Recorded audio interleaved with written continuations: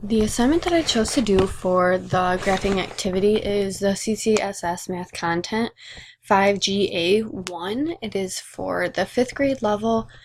It's using a pair of perpendicular lines, number lines called axes, to define a coordinate system with the intersection of lines, the origin arranged to coincide with the zero in each line in a given point in a plane, located by using an ordered pair of numbers called its coordinates. Understanding the first number indicates how far to travel from the origin in the direction of one axis, and the second number indicates how far to travel in the direction of the second axis, with the convention that names of the two axes and the coordinates correspond.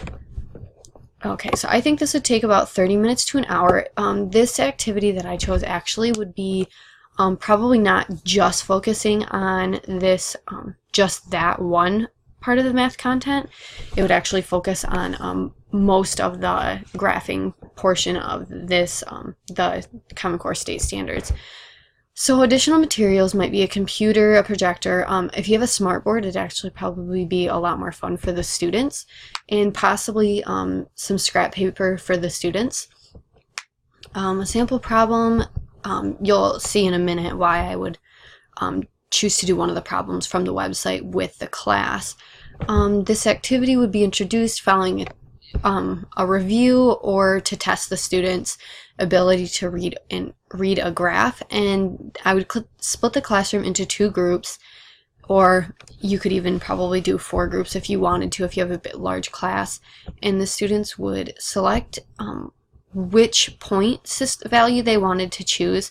It's kind of set up as like a Jeopardy style thing, and the team that selected her, and if they can't answer the question, then the next team will have their opportunity to answer. Some technology that you could use is a computer, possibly a smartboard. Some students could play against each other. If you had this in like a center type of situation, you could have 2 tablets or iPads and have the students playing against each other. The website is mathplay.com, and it's a coordinate plane Jeopardy game. So you would select how many players. If you're doing 2 teams, you'd select 2 players. And I'll just pick her. And then for team 2, I'll pick a guy so they look different. Okay, so there's the graphing points, coordinate and axes, and coordinates. So you first select the person that you would want, and then select the point value. So which coordinates has 2 and -3? So obviously if you read a graph, you're going to select point C. So that's correct. So I get 100. And I would go, and I'll get this one wrong to show what happens if it's wrong. So what's the point for -5? I'm going to say on the y-axis because I know that's wrong. Okay, so they would get -200 points. But say this person went again and they did graphing points and they got it right.